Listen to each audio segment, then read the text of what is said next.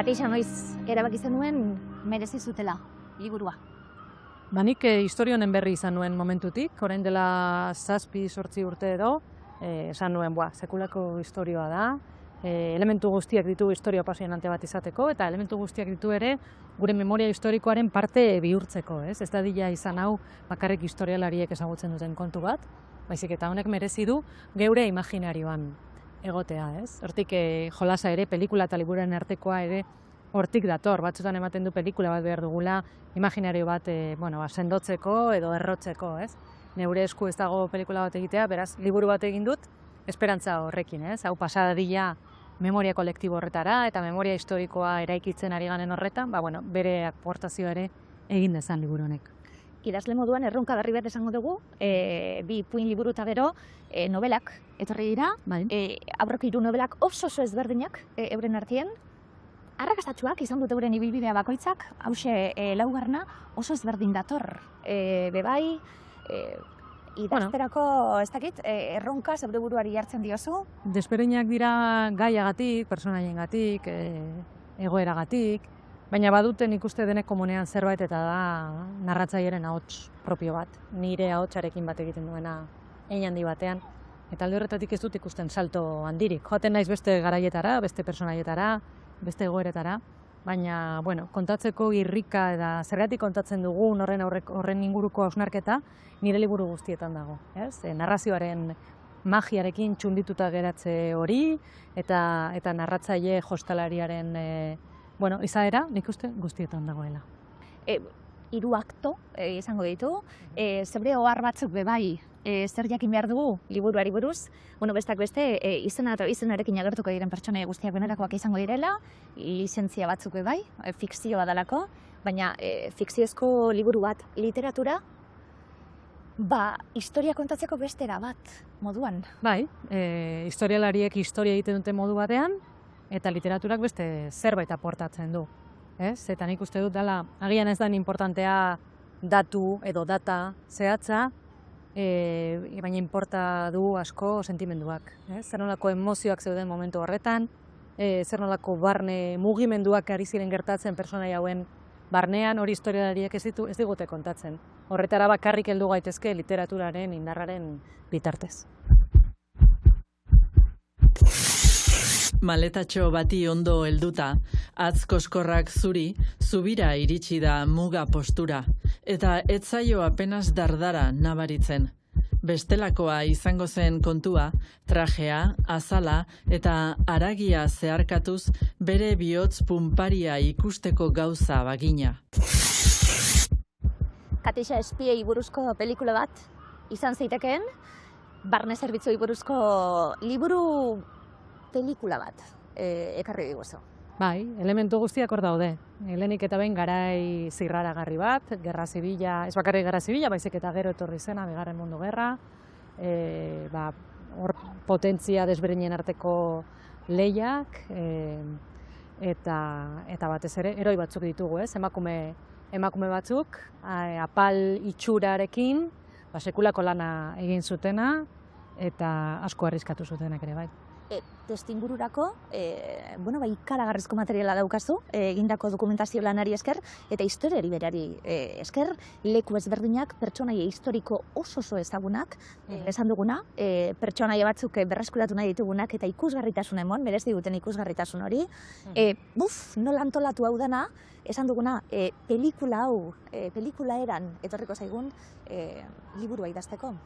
Bai, hori zen erronka, historia bera edo gertakariak obesana hor zeuden, ez? Historia liburuetan daude, edozein liburutegitan konsultatu ditzazkegu, baina nik beste forma bat eman behar nion horri, ez? Beste nunbaitera eraman. Literaturaren tresnak erabili, fikzioaren poterea erabili, eta altxatu, ez? Eta liburutegioetatik atera, edo historia liburuetatik atera, eta sentitu personai hauek personak zirela, ez? Eta sentitu gertu ditugula edo izan ditugula eta gure ingurune honetan bertan mugitu direla eta bide horretatik gu unkitu ere, ez? Iragana eta orainaldiaren arteko zubi hori eraikiz.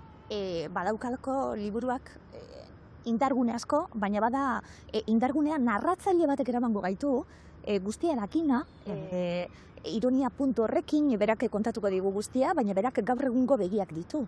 Bai, da gaur egungo begietatik kontatuko digu, hau ez da ondo aterako, gaur egun hemen dagoen lekuan, horrek guztiak oso aktuala egiten duelako, nola kontatu. Esan duguna, hain garrantzitsuak izan ziren gertakariak, baina hain gogorra izan zen garai bat bai. Bai, hori oso interesgarria egiten zait, ez? Nola begiratzen digun iraganari, hor historiografian badago debatea, presentismoaren aurkakoa, eta nola jarri behar garen hauen azalean, eta ezin dugu ulertu iragana orainalditik, nik uste dut ezin dugula besterik egin. Orainaldian bizi gara, gure garaiaren produktuak gara, eta mundua, baita iragana ere, hortik ikusiko dugu. Orduan, horri ez diotuko egin, kontrakoa besarkatu egin dut, ez? Narratzaileak, pelikula hau kontatzen digunak, dena daki, orduan gertatu zena, baina baita ere gerora gertatuko ote zen, ez? Jakin da gure personaiek ez dakitela, eta hor potere desoreka badago, ez? Adibidez, personai horiek, edo persona hauek, emakume ausarta, espioi, heroi hauek, nik uste aurrera egin zutela, esperantza zutelako, Francoren garaipena etzela luzaroko izango, ez? Edo horren alde egin zuten borroka, hobe esan da. Ezin zuten imaginatzen dut, ez hauek, ez erbestean zegoen Eusko Jaurlaritza hori, horrek ezin zuen imaginatu 40 urteko diktadura bat izango zela, ezingo zutela itzuli jaioterrira, ezta? Edo agian beraien amesgaiztoetan bai, baina beti esperantza hori mantendu beharko zuten, diot nik aurrera egiteko, ez? Eta aldiz guk gaur egunetik badakigu hori etzela horrela izan, eta hauetako asko hil egingo zirela erbestean Euskal Herria berriro zapaldu gabe, ez? Baina ez diegu kontatuko, hori esaten duen arratzaileak momenturen batean, ez? Ez diegu kontatuko, ze kontatzen badiegu ondoratuko ditugu eta ez dute aurrera egingo, ez? Beraz, utziko diegu aurrera egiten esperantza puntu horrekin. Gauza batzutan ze gaurkotasun handia dukan, liburuak bai? Bai. Askotan daukagu joera iraganari begiratzeko, gugandik oso urruti egongo balitz bezala, ez? Eta ez da guain urruti, gu bezalako personak ziren, gure amama edo birramamen generazioa zen, ez ziren gu baino tontoagoak, igual kontrakoa, ez? Bizitza gogorragoa zuten einean, abilezia gehiago zuten maila guztietan eta indar handiagoa zuten. Baina, karo, guk badakizku gauza batzuk haiek ez ekizkitenak, baina hori da, geroago jaio garelako, ez? Eta jakinda gero denok jakintxu, ez? Baina uste dut, lehenik eta behin, baztertu behar dugula paternalismo hori, ez? Iraganeko jendearekiko paternalismo hori, ze tontoak ziren, edo ze inozoak, ez? Ez ziren inozoak, besterik gabe beraien garaiko kumeak ziren. Eta gero ere ulertu behar dugu iraganak sekulako eragina duela gure orainean, ez? Gure mundua, den bezalakoa da, hori gertatu zelako. Eta gauzak beste modu batean gertatu izan balira, agian ez geundek hemen, ez? Beste mundu batean egongo ginateke. Beraz, ez da hain atzean dagoen zerbait, ez da hain urruti dagoen zerbait, nik oso presente izan nahi dut, beti iragana, batez ere iragan hurbil hau. Nik gomendatuko dudan liburue Sakileko bihotzak da Julen Apillak idatzite. Protagonistak bi gazte dira, Feliz eta Jokin, eta nik uste dut liburuak badaukala sinpletasun kutsu bat, eta horrek erakartzen dauela irakurlea irakurtzera. Gazteen errealitatea eta egoera oso ondo azaltzen da, gazteon gure egoera politikoa eta ekonomikoa. Orduan ikuste dut ulertzeko aukera ona dela. Horrez gain, estenatokiak oso ondo deskribitzen dago eta horrek laguntzen da irakurlea historian murgiltzen. Esan dugu, liburuaren indargunetako bat zalantza barik izango dabe bai nola kontatuta datorren alintasun horrekin, gaur egungo begiradarekin, oso erakargarri egiten zaiguna eta aurrera goazela, gauza asko kontatzen diren arren, esan dugu, benetako pertsonaiak izango dira, benetako heroiak izango dira, benetako pertsonaia historikoak egongo dira, badakigu nola amaitu zen hau guztia, edo badakigu nola iritsi gara nonaino, eurek ez dakite, zorionez, bestela ezin dute aurrera egin bez. Kentzeko gogortasun hori, badaukagulako, gerra zibileko historioen eta gerrosteko historioen aurrien, batzuk badaukagu, eta ni sartzen naiz horbe bai, oso gogorrak egiten zaizkit, eta batzutan, atzeraka hori badakidalako sufritu egingo dudala, liburuan badago gogortasun hori, sufrimentua ez da horren besterako badagoen arren. Kontatuta dago, era polit baten esango dugu. Ez dakit polita, baina osotasunean, ez? Egia da oso garai gogorrak izan zirela, oso injustoak. Jendeak sufritu zuen, inork sufritu behar ez duena. Gainera, persona batzuen erabakiagatik, etzen izan desastre natural bat, horre ideologia bat egon zen, eta plan bat egon zen, persona batzuek aurrera eraman zutena, ez? Izan zela, Bigarren Errepublikarekin amaitzea, eta Bigarren Errepublikak ekartzen zituen promesa horiekin guztiekin amaitu, eta holako tunel ilun batean sarraraztea herrialde oso bat, 40 urtez, ez? Eta hori hala da, hori ezin da gozotu, hori benetan oraindik edonor sumintzeko moduko kontua da.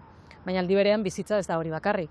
Bizitzan ere badago esperantza, bizitzan ere badago erresistitzearen plazerra, ez? Hauek ez dute burua makurtzen, aurrera egin nahi dute, besteek esaten diote ez dela posible eta haiek demostratzen dute bai, badela posible, eta alde horretatik ere begiratu nahi nion istorioari, ez?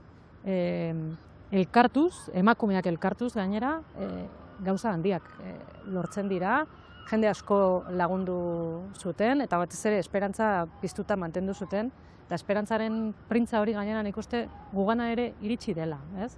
Eta tunel ilun horretatik atera ginenean, argia ikusi genuen, argitxo hori piztuta, batzuek piztuta mantendu zutelako, ez? Erakutsi digute, emakume horiek. Bai, bidea erakutsi digute. Bidea erakutsi digute, era polita nioen, besteak beste abentura liburu bat izango dalako, elkartasun liburu bat izango dalako, saretze liburu bat izango dalako. Erabiltzen ditugun berbak gaur egun, mai gainean emakumeok jarri ditugun segurazki berbak gaur egun, baina existitzen zirenak ari ikustezinak egongo dira, baina hau pelikula dalez guk ariak ikusiko ditugu, eta euren arteko aritxo batetik sortzen dana ze sare handi bihurtzen dan. Liburua polita da, elkartasun liburu bat alako. Bai, askotan historia liburuetan agertzen zaizkigu gizon handiak, ez? Zerbait oso handia egin omen dute, eta individualki egin dute, ez? Eta benetan normalean gauzek aurrera egiten dute jendea batu egiten denean, eta kasu hau oso argia da. Emakume hauek bakarrik beraien etxeetan bakanduta ez zuten ezer lortuko, ez? Baina nolabait asmatu egin zuten, elkarrekin lan egiten, eta sare hori, eraikitzen, nolabait. Eta hori oso polita da. Batez ere emakumeak diren heinean, ez? Gizon handiaren ideia horri bizkarra ematen diote. Haiek ere gerora honetaz hitz egin zutenean beraien lanari ez zieten nik uste behar bezalako meriturik aitortzen, oso apalak ziren eta besterik gabe egin zuten egin behar zena, beraien kontzientziak markatu ziena, beraien ideologiak ere bai, abertzaleak ziren, katolikoak ziren, eta hortik atera zuten indarra hau guztia egiteko, baina inolaz ere ez ego horretatik edo heroiaren paper horretatik, ez? Heroiak egongo dira, bilauak egongo dira, pelikulan oso ondo markatuta ikusiko dugu guztia. Gizon handiak eta historia egin dutenak, besteak beste, Jose Antonio Agirre lehendakari agertuko da, heroi handi moduan bebai, gizon handia eta Euskal Herriko historian pisua izan duena. Ze gogorra gizon gazte izatie bebai, gerra baten egon behar, kartzela baten preso egon behar, segurazki fusilatu behar, baina esan duguna, emakumeek euste lan horretan, zen nolako lan ikustezina egin zuten, eta ja fokua errekonozimendua bebai, barabiltzazken urtietan, guztien lana errekonozitzen, emakume hauena bebai, bade errekonozimentu liburu eder bat hau bebai. Bai, hori ere bilatu dut. Lehenik eta bilatu dut historia kontatzea, eta historia apasionante bat egitea. Ze hor bazeuden elementuak esan bezala, espioien historio bada, azken finean, eta muga klandestinoki pasatzen duen jendea, eta informazio oso sensiblea igarotzen duen jendearen historio bat da, baina beste gauza asko ere bai, eta uste dut omenaldi bat egitea emakume hauei ere merezi dutela. Emakume hauek eta Luis Alabak berak, Alaba sareari izena ematen ziona, ze hau guztia emakumeek hasi zuten, baina gerora gizonak ere batu ziren. Eta bien artean oso gizon importante bat Luis Alaba izan zen, ez? Azkenean bera izan zen bere bizitzarekin hau guztia ordaindu zuena, arabarra, ingenieria arabarra, jeltzalea, fusilatua izan zena, 1953 urtean, eta adibidez Gasteizen kalerik ez duen gizon bat. Eta hori iruditzen zait, gure memoriari buruz, edo gure memoria historikoa nola zaintzen dugunari buruz asko esaten duena, ez? Baztanen bai ikusi dut, egon naiz liburua aurkezten Baztanen, Elizondon, eta hori ikusi dut mugalari hauen Bittori Etxeberriaren memoria oso bizirik eta oso piztuta dagoela, mundu guztia gogoratzen ditu, egin diete eskultura bat.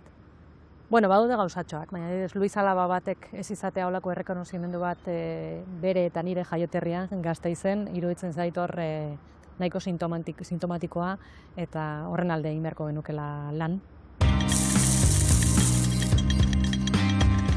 Ekarri dut Kuldezak, Nerea Arrierena. Azken aldian egokitu zait irakurtzea bi liburu, biak oso ederrak, ama-alaben arteko harremanak lantzen dituzten, landu edo jorratu edo aintzat hartzen dituztenak. Lourdes Oñaderraren azken batean, eta Nerea Arrienen Kuldezak. Eta Kuldezak hontan, badago musika pila bat, aipatzen dira egile asko, hainbat nire gustokoak direnak, ez dakit, Neil Jaun bat dago, Rafa Berrio, aupa Rafa, Cohen, Lurriz, eta bar, eta nola ez, Chet Baker. Tiffany McDanielen beti, izan zelako, harrapatu ninduen uda baten, eta harrapatu ninduen hasieratik sortzen duelako olako unibertso eta olako kosmobizio ikaragarri bat, oso historio politak kontatzen ditu, eta horrek harrapatu ninduen hasieratik bukaerara. Kasu honetan, Anne Carsonen Gorriren autobiografia ekarri den, novela bat olerki lerrotan. Anne Carson euskeraz irakurtzea niretzako gauza handia da, ze beti irakurri dut beste hizkuntzatan. Bere lehenengo liburua euskeraz, Jose Mari Berasategik euskeratua, eta kasu honetan Gerionen bizipenak ekartzen ditu, eta ez daki zein dan pertsonaia Gerion edo Anne Carson bera. Amaren adizkide Mariak Japoniako kaier eder bat eman zion azal fluoreszentea zuena. Gerionek azalean autobiografia idatzi zuen, barruan egitateak utzi zituen jasota. Bittori Etxeberria, Baztandarra, bere altzoan zenbat dokumentu pasatuko diren Baionara, iparralderantz, Parisera, gero Eusko Jaurlaritza egongo dan marzo etorbideko jauregitxo horretara, orain gitxibe albistegietan albiste izan dana. Itziar Mujika Donostiarra, gazte pinpirin bat, kapelagilea, Delia Laburova, presoen inguruan eta senarra zaintzen eta agertuko zaiguna lehenengo orrialde horietan, eta Tere Berdez eta bere imprenta eta Bilbotarra, ezinbestekoa bai. Zelau pertsonaia zoragarri. Bai, eta haiek hasi zuten dena. Inork ez zuen espero, haiek ez ere egitea, baina lan apal bat eginez eta oso femeninoa zen lan bat eginez, zela kartzeletan sartu eta presoak zaindu, ertatu, janaria eraman, arropa garbitu, hori aprobetxatuta, zergatik ez, galtzerriak sartu behar ditugola aprobetxatuta, guazen mezu klandestinoak sartzera, sartu eta ateratzera. Eta gero ja, papera gure esku daudela, guazen muga pasatzera, hori Bittori Etxeberriak eta bere taldeak egiten zuen Baztandik, guazen muga pasatzera, eta hori iritsiko da Baionara, iritsiko da Parisera, eta horasiko da ja, maila asko saltuago batean informazioa guzia mugitzen, ez? Beraz, emakumeek topatzen dituzten zulotxo horiek, historian kolatzeko nolabait. Egin dezagun emakumeei dagozkien gauzak, baina aldi berean guazen beste zerbait egitera, eta iritsiko dira, auzitegietan sartu eta sententziak falsifikatzera, edo sententziak desagerraraztera, eta gero, Bigarren Mundu Gerraren testu inguruan iritsiko dira, aliatuentzako informazio oso sensiblea pasatzera. Frankoren Espainia itxi horretan gertatzen ari zenaz, haiek kontatuko zieten. Atzerriko enbaxadetara eta iritsiko dan informazio baliogarria. Egiazko pertsonaiak, badakigu nortzuk diren, hor sartuko da idazlearen lana gero. Nola fikzionatu hau guztia, bakoitzari ze izaera emon, bakoitzak ze paper hartuko duen. Asmatu esango dugu, asmatu behar dalako, teratu behar dalako, ez ezaguna dan, gauza bat. Bai, hein handi batean asmatu egin behar da. Zuk egin dezakezu dokumentazio lana, beraiei buruz idatzi dena irakurri, ezagutu zuten horiek beraiei buruz kontatzen duten hori, baina azken buruan persona oso bat eraiki behar duzu eta elementu asko falta zaizkizu, orduan imaginatu egin behar dituzu. Eta berdin egoerekin, zuri esan aldizute Bittori Etxeberriak Santoñako paktua eraman zuela kolkoan bero, berak esaten zuen bezala, kolkoan bero, Baionaraino, baina, klaro, hor gauza asko gertatuko ziren, eta zuk imaginatu behar dituzu, ez? Zer gordetzen den esaldi horren atzean. Gauzaiek nola izan ziren benetan ezin dut jakin, imaginatu dezaket, eta transmititu niri gertakari horiek, bueno, sorrarazten diatena, hori transmititu behar dut, edo hori da nire lana, ez? Baina bada, naiz eta gertakari errealetan oinarrituta egon, azkenen fikzio lan handia ere badago. Bai. Fikzio lan handia, gainera, hasieratik amaierara esan dugun pelikula hasi egingo dalako hasiera bat izango du, eta amaiera bat izango du. Eta guztia lotuta egongo da, eta ari guztiak itxeko zaizkigu, hori ere fikzio lana izango da. Begongo dalako azalpen bat, bestak beste, sare hau nola erori zen jakiteko, ez dakigun arren. Hori da. Historialariek ez dakite zehazki zergatik erori zen sare hau, alaba sarea. Badakite paper txosten oso sensible bat zegoela Parisen, Marso abenidako jauregitxo horretan, Agirre lehendakariaren bulegoan edo inguruan, eta paper horiek amaitu zutela frankisten eskuetan naziak Parisen sartu zirenean, ez? Baina aldi berean badakigu ere, jauregitxo hori ebakuatua izan zela, denbora egon zela, ebakuatzeko nolabait, naziak ez ziren sartu egun batetik bestera. Prozesu bat izan zen, maiatza eta ekainean bitartean, 1940an, gerturatzen ari zirela, ez? Orduan denbora egon zen ebakuatzeko, eta de hecho mundu guztiak alde egin zuen, eta beraien bizitza salbatu zuten gehienek. Baina paper hori, justo txosten hori, etzen salbatu, eta erori egin zen polizia frankistaren eskuetan, eta handik 6 hilabetera atxiloketak hasi ziren, ez? Orduan alde batetik galdera da zergatik zeuden paper horiek hor oraindik, eta bigarren galdera ere, 6 hilabete horietan margina izan zuten abisatzeko, eta ez zuen inork esan, beitu, astu egin zaigu txosten hau, arriskuan zaudete, hemen izenak ez dira aipatzen, baina erraz asmatu daiteke nor dagoen ez izen hauen atzean, eta beraz, prestatu, agian ihes egitea ez zen posible momentu horretan, baina bentsat prestatu, eta jakizue arriskua badatorrela. Hori etzen gertatu. Inork ez zuen ezer esan, inork ez zuen abisatu, eta hori hipotesi desberdinak daude. Hipotesirik itxusiena esan dezagun izan daiteke besterik gabeko utzikeria, txapuza, ez? Momentu hartako panikoak justifikatu dezakeena, eta besterik gabe ardura gabekeria hori hartu behar dugu. Hori liburuan, kontaziteken noski, baina politagoa da, literarioagoa, dramatikoagoa da, pentsatzea, agian traidore bat egon zela, ez? Eta inorketzuela abisatu horretaz, inorketzekielako txosten hori bertan zegoela oraindik. Orduan, traidorearen hipotesia badago hortik, ez dut nik asmatu, batzuek aipatu egiten dute, jeltzalea zen norbait edo, inguruan zebilen norbaitek traizioa egin ziola Eusko Jaurlaritzari, eta paper batzuk zuzenean poliziari eman zizkiola, eta pentsatu nuen, hori bada interesgarria, bada dramatikoa. Eta beti da polita, polita idazlearen ikuspuntutik, traidore baten figura idaztea.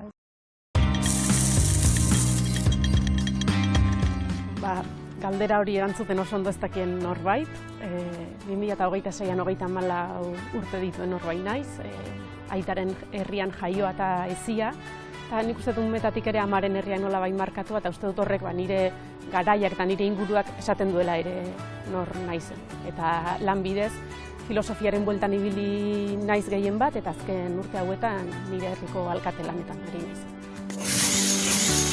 Pentsatu nahi dut, konplexua galtzen ditugula, etxeko leihoak unibertsora zabaltzen ditugunean, eta konturatzen garela paisaiarik iradokitzaileenak kanpoan bilatuagatik batzuetan etxean bertan ditugula.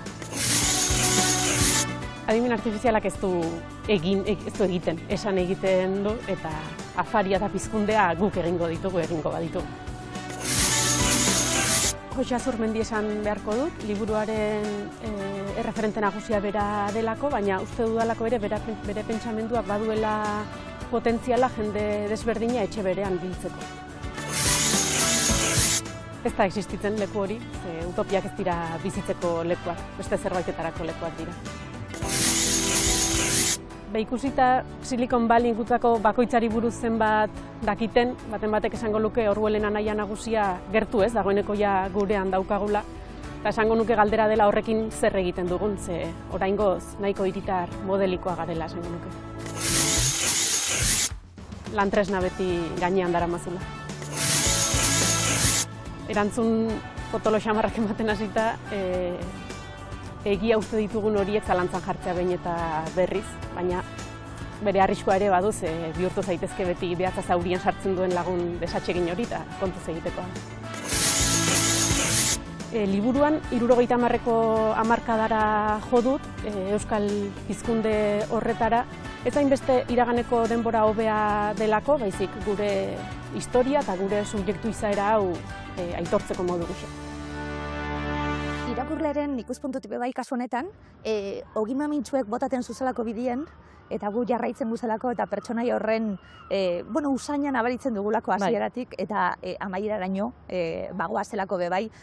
Eta pentsatzen dugu geure zuzmoek izan dutela zerikusia irakurketa horretan bebai. Bai, hori da. Esan duguna, pelikula oso ondo osatuta dagoelako.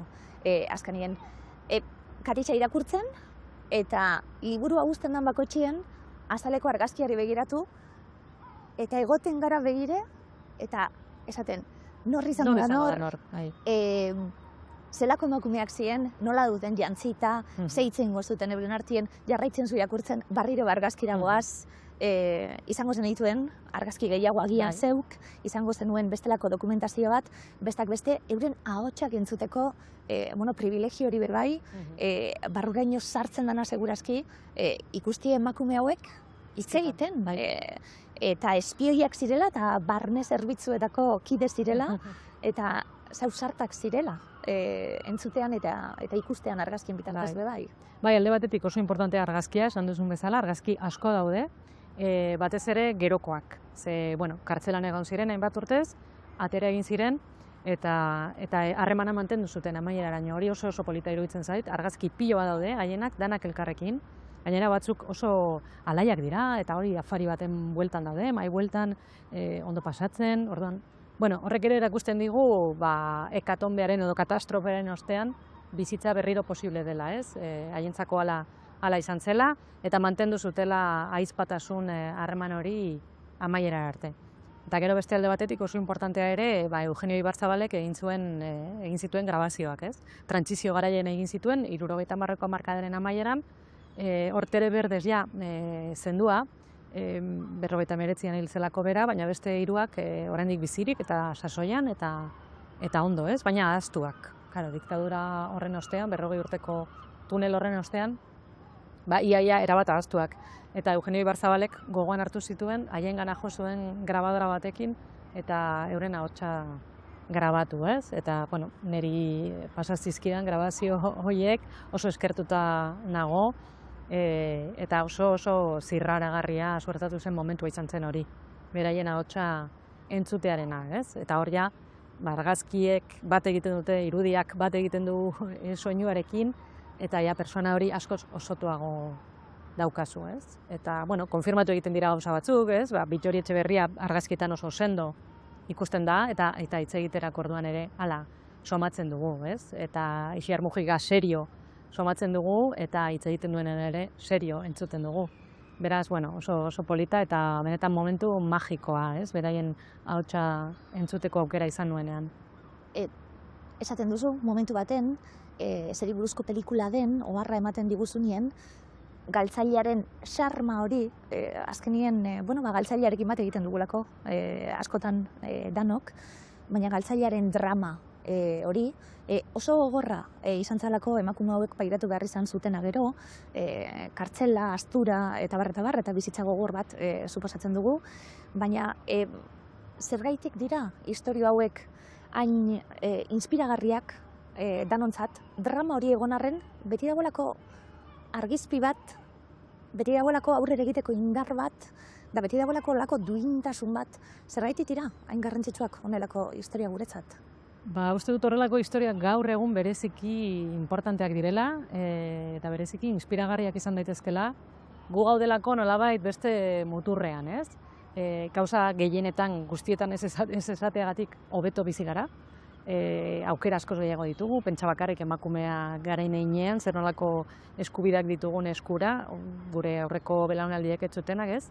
Eta ere katastrofismorako sekulako joera daukagu, edo zein, oztopo topatzen dugula ondoratu egiten gara oso erraz, bizitza pisua egiten zaigu, orokorrean esan nahi dut, ez? Giroan nabaritzen dena, ez? Eta hemen daukagu istorio bat emakume batzuena, jaio zirenak 20. mendearen hasieran, gerraz beteriko mende bat, 20. mendea, ez?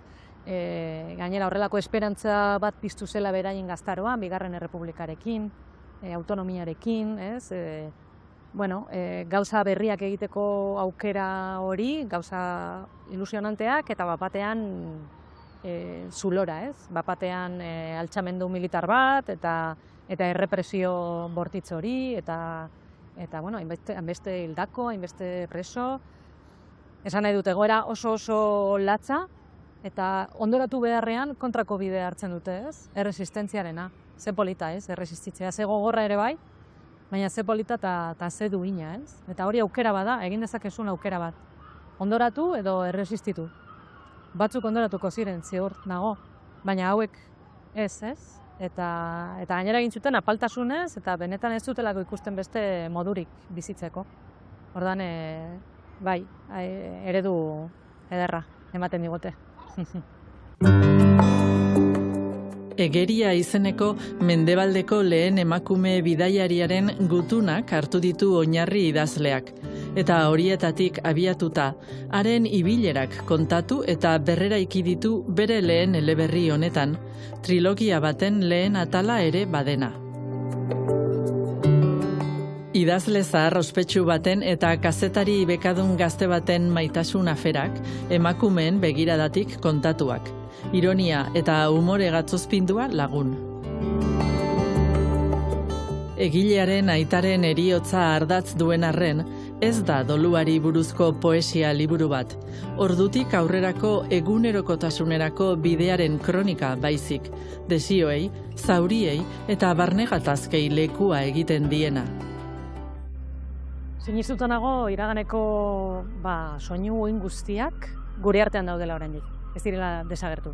Ez ditugu atzematen, baina hor daude.